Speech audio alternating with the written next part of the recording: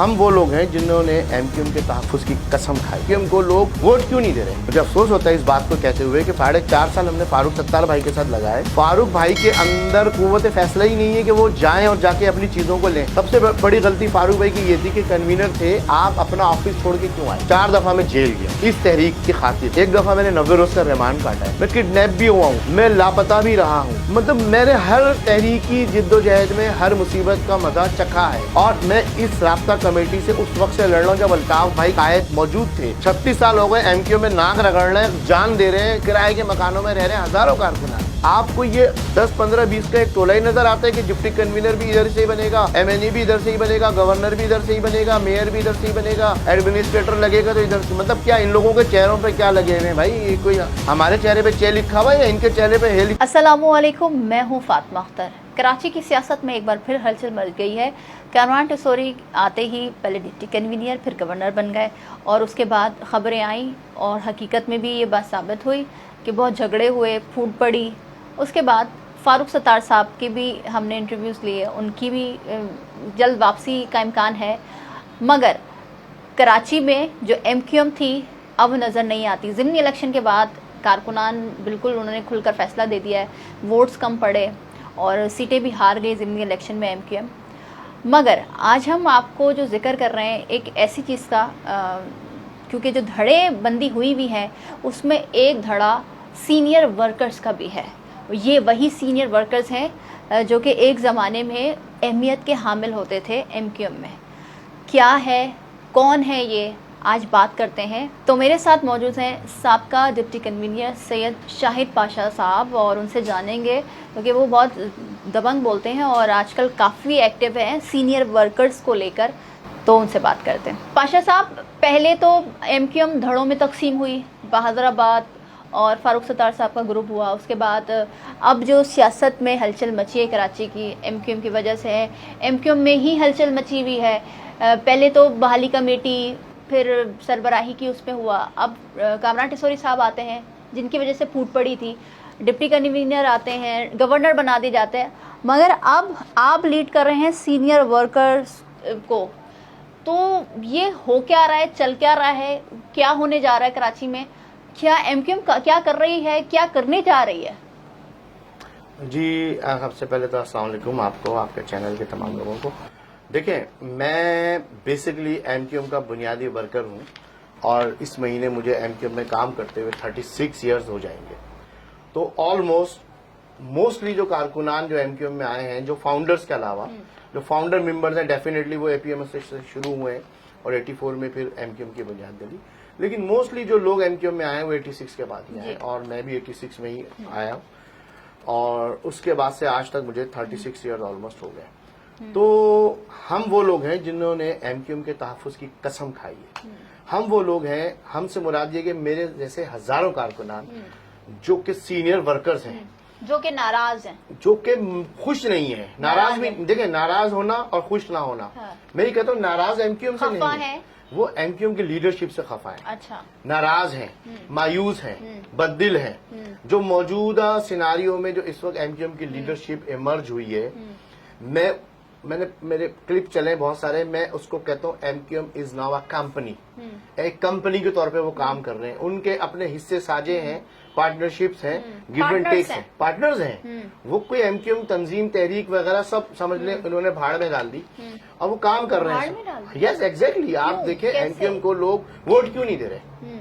आप मुझे एक बात बताइए, आपके पास एक प्रोडक्ट है, आपकी वो प्रोडक्ट फेल हुए जा रही है, बार बार फेल हुए जा रही है, लोग ले नहीं रहे, तो आप क्या करेंगी? उसको बेटरमेंट करेंगी ना, उसमें उसकी फॉर्मूले को अच्छा करेंगी, आप उसमें रिफॉर्म लाएंगी। आप मुझे ये बता दीजिए, मगर किसके लिए? कारकुनान के लिए, कारकुनान, अवाम, कराची, सिंध, पाकिस्तान। मगर आप समझते हैं कि भादाबाद सोच रही है इस सब चीजों को? मैं नहीं समझता, मेरा तो यही तो गुस्सा है।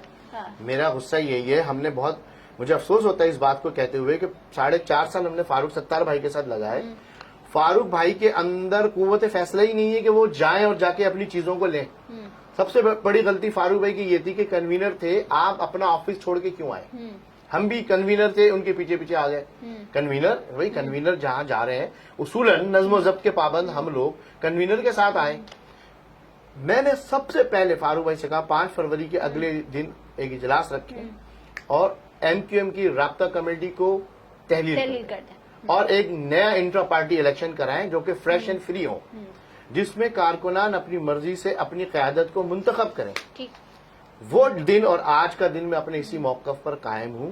ना फारूक मगर भाई, अब तो आप हिस्सा हैदराबाद के ना, अभी भी मेरा यही मौक़िफ़ है। खालिद भाई से भी मेरा यही मुतालबा है। खालिद भाई से मैंने बोला भी, मेरा एक लेटर मैंने लिखा, पहले जबानी बात हुई, खालिद भाई ने मुझसे ये वादा किया था कि तुम आ जाओ, फिर हम बैठ के चीजों को सही करते हैं। मैंने कहा ओके, इससे बड़ी और क्या बात चाहिए थी। मैं बाखुदा ना मैं कोई ग्रुप लेकर गया, ना मैंने सारे कारकुनान को राब्ता किया कि चले सब चले, कुछ भी नहीं किया मैंने।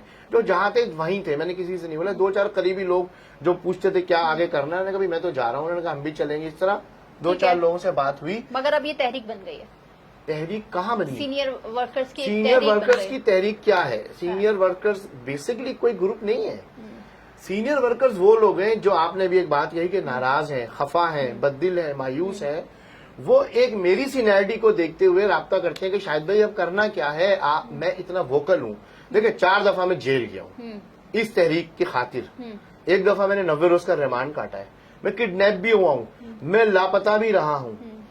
मतलब मैंने हर तहरीकी जिद्दोजहद में हर मुसीबत का मजा चखा है। और मैं इस राब्ता कमेटी से उस वक्त से लड़ रहा हूं जब अल्ताफ भाई कायद मौजूद थे, माइनस नहीं हुए थे, पाबंदी नहीं लगी थी। ठीक है। उस वक्त 2015 में मैं यही बात कहता हुआ आया था और आज तक मैं यही कह रहा हूं एमक्यूएम को सही करें। और एमक्यूएम सही नहीं हो रही। एमक्यूएम सही कैसे होगी? एमक्यूएम सही ऐसी होगी कि जब कारकुनान की मर्जी के मुताबिक लीडरशिप आएगी। और वो कब आएगी? जब एक inter party election free and fair होगा, जो कि फारूक सत्तार साहब भी कहते हैं। हाँ, फारूक भाई भी यही कहते हैं, लेकिन फारूक भाई ने खुद भी यही नहीं किया। खुद भी नहीं किया। जो उन्होंने इंटर पार्टी इलेक्शन कराया वो भी फ्री एंड फेयर नहीं था, वो भी झरलू था। अच्छा। हाँ, मेरी आंखों के सामने सब मुझे उठा के 8वें नंबर पे डाल दिया, कामरान टेसरी को नंबर 2 पे डाल दिया। एमक्यूएम में क्या चाह रहे थे फारूक भाई? लड़ाई है, जंग है, जो फितना बरपा हुआ है, जो धड़े हैं, वो सिर्फ सरबराही को लेकर है। नहीं, तो फिर किस पर है? सरबराही को लेके कोई वो नहीं है। सरबराह तो कारकुनान बनाएंगे जो बनेगा इंटर पार्टी इलेक्शन से। अभी ये जो मगर आप खुद कह रहे हैं ना कि मुझे 9 नंबर पे डाल दिया, कामरान टेसरी को दूसरे नंबर पे डाल दिया। इसका मतलब है जितने भी सीनियर रहनुमा हैं, सीनियर वर्कर्स हैं, जिन्होंने जो एमएनएज रह चुके हैं, एमपीएस रह चुके हैं, माइनस अल्ताफ हुसैन के बाद, सभी चाहते हैं कि कोई ना कोई ओहदा मिले उनको, कोई डेजिग्नेशन मिले। तो एमक्यूएम बस इसी में बढ़ चुकी है। एमक्यूएम की हकीकत, एमक्यूएम की जो सियासत थी वो खत्म हो गई है। नहीं, आप बार बार कह रही है ना सभी ये चाहते हैं, सभी नहीं चाहते। 10-15 लोग हैं वो चाहते हैं। और इनमें कौन कौन है? इनमें ये तमाम इस वक्त जो मरकजी क़यादत पे मरकजी डिप्टी कन्वीनर और कन्वीनर्स ये सब बने बैठे हैं, ये हटना ही नहीं चाहते अपनी सीटों से। और मैंने अभी आपसे एक बात कही थी कि सीटों से भाई जब आपकी कारकर्दगी 0 है, आप हारते चले आ रहे हैं, आपको वोट नहीं मिल रहे, लोग नहीं आ रहे, आपके लोग छोड़ के जा रहे हैं। खालिद मकबूल सिद्दीकी भाई के batchmate doctor Faheem Aamir, doctor Shahab Imam और इनकी पूरी टीम जो बुनियादी मेंबर हैं, जो एमक्यूएम बनने से पहले जी 1979 एसएमसीज के जो लोग हैं, खालिद भाई को ये सोचना चाहिए ना कि वो क्यों जा रहे हैं। वो लोग वो नाराज होकर जा रहे हैं, आप सही नहीं कर पा रहे। हमने खालिद भाई से ये कहा है कि खालिद भाई आप हिम्मत करें। मेरा जो मुतालबा था जो कि वर्कर्स का है, जो वर्कर्स का है, पूरे कराची के एमक्यूएम का है, जो वर्कर्स का है, यही है कि खालिद भाई, फारूक भाई और जितने भी लीडरशिप है एक हो जाए, एक जगह बैठे और इंट्रा पार्टी इलेक्शन कराएं। अब फारूक भाई आए, खालिद भाई आए, XYZ फिर कोई नया कारकुन निकल के आए, आपने एक्सेप्ट करना है।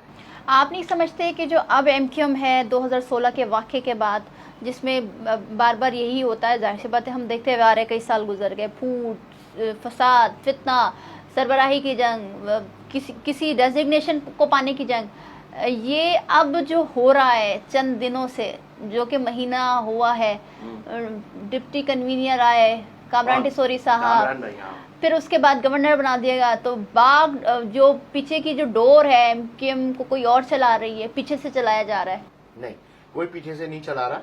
मैं आपको क्लियर कट कहता हूँ। देखिए, एक होती है इनऑर्गेनिक डेवलपमेंट और एक होती है ऑर्गेनिक डेवलपमेंट। ऑर्गेनिक यानी कि एक कारकुनान और तमाम लोग मिलकर बैठकर राब्ता कमेटी के उसमें फैसला करते हैं और चीजें तय होती हैं।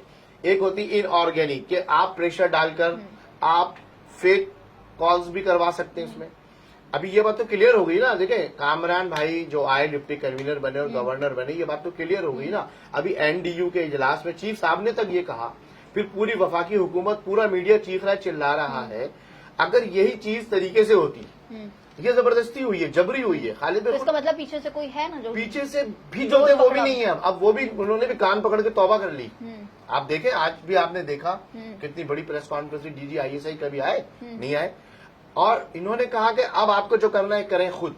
लेकिन अभी हमारी राब्ता कमेटी के जो लोग हैं, जो इस वक्त पोजीशनों पे बैठे हुए हैं, उनको और खालिद भाई को सबको मिलकर ये चाहिए ना कि आप ये जब ऊपर से आपके, जिसे कहते हैं कि साया, छतर छाया कह लें, हट गई, कोई प्रेशर नहीं है, तो अब आप सबको बुलाकर मुत्तफिका तौर पे एक तरीके से फैसला करें।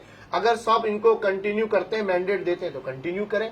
मेरी तो कोई जाति झगड़ा है ना लड़ाई है, लेकिन ये जो आपका काम गलत तरीके से हो रहा है कि जबरदस्ती बना के बिठा दिया, तो पूरी दुनिया तो हंस रही है ना। तो कारकुन क्या पागल है जो बैठे होंगे? कारकुन तो काम छोड़ के जा रहे हैं, कोई तो छोड़ आप समझते हैं कि जो काबीना है, जो राब्ता कमेटी है, जो अभी सरबराही कर रहे हैं खालिद मकबूल सिद्दीकी साहब, और जो दीगर रहनुमा है, जो MNAs MPs, उनकी ईमा पर उनके फैसले के मुताबिक कामरान टिसोरी गवर्नर बने, तो आप क्या समझते हैं कि जो बनाया गया है उनमें सलाहियत है कामरान टिसोरी साहब के अंदर कि वो एक गवर्नरशिप को उस जैसा करें? क्योंकि माजी में मिसाल मिलती है, 13 साल से जायद का अरसा गवर्नर इशरतुल अब्बास साहब ने गुजारा, और वो एक मिसाल है कराची में, पाकिस्तान की हिस्ट्री में। तो आप समझते हैं कि उस जैसा या थोड़ा बहुत कर सकते हैं? भाई उससे भी अच्छा कर सकते हैं अगर करने पर आए। मैं देखें किसी की एबिलिटी पे क्वेश्चन नहीं उठा रहा हूँ, मैं कहता हूँ आप करें, मगर ये कौन सा तरीका करने का कि आधे लोग नाराज पार्टी छोड़ के जा रहे हैं? मतलब ऐसी कैसी पार्टी में मुसीबत आ गई? आप सबको मनाकर एग्री कर करें। अगर सब एग्री नहीं है तो नहीं करें। मगर ये क्या बात कि इधर से फोन आ गया, उधर से फोन आ गया, ये तरीका कार गलत है ना। आप ये नहीं करें, दोस्तियां नहीं, आप अपनी इन्वॉल्व करें दोस्तों को, अपने दोस्त इन्वॉल्व करके आप कितने दिन रह लेंगे? अभी देखें ना, अभी हम जो जिद्दोजहद कर रहे हैं, हम ये कर रहे हैं कि भाई MQM के अंदर एक मेरिट के निजाम होना चाहिए। मेरिट में राब्ता कमेटी के बहुत सारे लोग इस फैसले से नाराज हैं। जो फैसला 9 सितंबर को हुआ, उस फैसले से बहुत सारे लोग नाराज हैं, जिसमें 3 डिप्टी कन्वीनर्स बनाए गए और कुछ लोगों को लिया गया। हम 36 साल हो गए MQM में नाक रगड़ रहे हैं, जान दे रहे हैं, किराए के मकानों में रह रहे हैं हजारों कारकुनान। आपको ये 10, 15, 20 का एक टोला ही नजर आता है कि डिप्टी कन्वीनर भी इधर से ही बनेगा, MNE भी इधर से ही बनेगा, गवर्नर भी इधर से ही बनेगा, मेयर भी इधर से ही बनेगा, एडमिनिस्ट्रेटर लगेगा तो इधर। मतलब क्या इन लोगों के चेहरों पे क्या लगे हुए हैं भाई? ये कोई हमारे चेहरे पे चे लिखा हुआ है या इनके चेहरे पे हे लिखा हुआ है? बहुत बड़ी बात कर रहे हैं आप। ये बड़ी बात क्या है? ये फैक्ट है। हाँ। ये बात चले लोगों तक जाए। हमारे जो सीनियर साथी हैं उन सबके जहनों में, दिमागों में यही बात है, और इसका रिजल्ट ये है कि लोग आपसे दूर हो रहे हैं, आपको लोग वोट नहीं दे रहे। अगर बल्दियाती इलेक्शन हो जाते तो MQM इतनी बुरी तरह हारती कि शायद अभी तो शायद थोड़ी बहुत रमक बाकी है उठने की, तब तो वो भी नहीं रहती। ठीक है। अच्छा, अब बैक टू दैट टॉपिक के सीनियर वर्कर्स आपके साथ आपने एक व्हाट्सएप ग्रुप भी बनाया है जिसमें बहुत सारी बातें होती हैं, जिसमें ये कहा जाता है कि हम MQM को बहाल करेंगे और मेरिट के बेसिस पर चीज़ें होंगी। तो उसमें मुझे एक चीज़ बताइएगा कि उस सीनियर वर्कर्स के ग्रुप में कितने सीनियर्स हैं, कितने जुड़े हुए हैं, और कहाँ से, किन किन शहरों से? क्या कोई लंदन से भी अटैच है उसमें? नहीं, लंदन का तो मैं नहीं कह सकता, दिलों का हाल तो अल्लाह बेहतर जानता है। लेकिन हम तो देखें, जितनी हमारी जिद्दोजहद है वो ग्राउंड पर है। We are not affiliated and not attach with any group. हम अपनी MQM को बचाने के लिए ग्राउंड पर जो लोग मौजूद हैं उनसे 2 तरीके से बात कर रहे हैं। तमीज से, तरीके से सारी चीजें सही कर दें, दैट इज वेरी गुड। वरना अगर इसके लिए हमें मोर्चा बंदी भी करनी पड़े, धरना भी देना पड़े वहां जाकर, और जाकर राब्ता कमेटी के भी बहुत सारे लोग हमारे साथ मिल जाएंगे, उसके बाद फिर वहां पर अगर कोई बदतमीजी हो गई, कोई उल्टी सीधी चीज हो गई, हम उससे बचना चाह रहे हैं। क्योंकि देखें, कारकुनान बहुत गुस्से में, ये खालिद भाई के ऊपर ये जिम्मेदारी आयद होती है कि या तो खालिद भाई जनरल वर्कर इजलास बुलाएं, पूरी राब्ता कमेटी को तहलील करें, एक 10-15 रुकनी एडहॉक कमेटी बनाए, और वो एडहॉक कमेटी 15-20 दिन के अंदर ग्रॉस रूट लेवल से UC wise intra party election कराए। हमारा जो मुतालबा है, जो तरीकाकार हमने डिजाइन किया है, जो कि डिबेटेबल है, जिस पर बात हो सकती है, कि 2 तरीके से इंट्रा पार्टी इलेक्शन होंगे 2 मरहलों में। पहले ग्रॉस रूट लेवल पर होंगे, और जो कारकुनान कम से कम 6 महीने या साल भर का हम एक क्राइटेरिया रखेंगे, हाजिरी लगाते रहे UC में, वो इलेक्टोरल कॉलेज डिफाइन होगा। वो इलेक्टोरल कॉलेज इलेक्ट करेगा अपने जिम्मेदारान को पूरे कराची से, हर UC से 6 लोग। और ये होगा कब? ये हम वेट कर रहे हैं कि ये खुदा के वास्ते खालिद भाई, फारूक भाई सब मिलके करें। अगर इतना ही अगर वक्त गुजर गया तो वो फिर हाथ से नहीं चीजें चले नहीं, जाएंगी। हम ज्यादा वेट नहीं करेंगे। हम देखें, हम बहुत बहुत खालिद भाई से तो मैं हाथ जोड़ के एक अपील कर चुका हूँ। मेरी एक ऑडियो भी रिलीज हुई जिसमें मैंने खालिद भाई से बात की, फिर मैंने एक लेटर भी लिखा, फिर मैंने खालिद भाई को मुतअद्दिद मैसेजेस भेजे जो उन्होंने सीन किए, जो मेरे अभी भी व्हाट्सएप पे मैसेज मौजूद हैं। लेकिन खालिद भाई नहीं फैसला कर पा रहे। या तो खालिद भाई डर रहे हैं, या तो खालिद भाई में हिम्मत नहीं है। खालिद भाई की तबीयत बहुत ज्यादा खराब है। खालिद भाई तमाम लोगों को जमा करें, कारकुनान का इजलास बुलाएं। और खालिद भाई ये पिछले जनरल वर्कर इजलास में, जो लास्ट जनरल वर्कर इजलास हुआ है, जो NA 245 के इलेक्शन से पहले हुआ था, उसमें खालिद भाई ने ये इंदिया दिया था कि मैं कारकुनान को बुलाऊंगा सबको, और कारकुनान फैसले करेंगे। अक्सरियत से राब्ता कमेटी सामने चली जाएगी, कारकुनान फैसले करेंगे, और नई राब्ता कमेटी है जो भी करना है वो कारकुनान करेंगे। जब खालिद भाई की ये बात आ गई समझ में, सोच में, तो उस पर अमल क्यों नहीं कर रहे? हमारे लिए ये एक बड़ा क्वेश्चन मार्क है, और हम नीचे जाए चले जा रहे हैं। तो इसका मतलब है कि 2023 में जो इलेक्शन होंगे, आम इंतखाबात होंगे, बल्दियाती इलेक्शन होंगे, उसमें MQM 1-2 सीट पर ही आ जाएगी, क्योंकि ऑलरेडी हम देख रहे हैं 2018 के इलेक्शन में जो हुआ और उसके बाद जो ज़िमनी इलेक्शंस में हुए वो सबके सामने है। हम उससे पहले MQM से गंद साफ कर देंगे। और ये गंद क्या है? ये गंद वोट टोला है जो इस वक्त MQM पर काबिज है, जिसकी शक्लें देखकर लोग वोट देना पसंद नहीं कर रहे। XYZ नाम सबको पता है, मैं अपने मुंह से नहीं लेना चाह रहा। उन लोगों को खुद भी सोचना आप चाहिए। ये कह रहे खालिद मकबूल सिद्दीकी साहब, इज़हारुल हसन साहब, फैसल सब्ज़वारी और जो भी राब्ता कमेटी में है, MNA है, MP है, MNA MP से विचारों को कोई ताल्लुक नहीं है। जो राब्ता कमेटी इस वक्त मौजूद है, उसकी जो कोर कमेटी के जो करता धरता लोग हैं, जो ना राब्ता कमेटी के फैसलों को मानते हैं, यानी राब्ता कमेटी के खुद के फैसलों को नहीं मानते हैं, फूट पड़ जाती है, फूट पड़ जाती है, लड़ाई हो जाती है। हाँ, ये बातें सच थी जो पिछले दिनों आई? सच है, यस। लड़ते हैं, किश्वर बाजी, किश्वर जोहरा बाजी तो बहुत वोकल हुई ना, उन्होंने तो मीडिया पर भी आके बोला। इसी तरीके से 10-15 राब्ता कमेटी के मेंबरान ऐसे हैं जो कहते हैं कि भाई उसूल से एक टेबल पे बैठ जाए तो फिर हम भी अपनी राय का इजहार करें, अगर हमारी राय की कोई अहमियत हो, वरना राय हमसे लें और फैसले 4-5 लोग करें तो फिर बेकार है ऐसे इजलासेस में आना। ठीक है, ये है। बहुत शुक्रिया आपके, थैंक यू वेरी मच। तो जिस तरह आप देख रहे हैं और सुन भी रहे हैं कि मुख्तलिफ किस्म के इंटरव्यूज़, बयानबाजी, गुफ्तगू मीडिया पर आ रहे हैं, आज हमने एक और सच मुकदमा न्यूज़ के प्लेटफॉर्म से सैयद शाहिद पाशा उसकी ज़बानी सुनाई। और अब ये देखना है कि MQM पाकिस्तान 2023 में जो आम इंतखाबात होंगे, बल्दियाती इलेक्शन होंगे, उसमें किस पोजीशन पर आएगी। अगर आपको आज का हमारा शो पसंद आए तो लाइक करें, कमेंट करें, हमारे चैनल को सब्सक्राइब करें। मुझे फातिमा अख्तर को इजाज़त दीजिए। अल्लाह हाफ़िज़।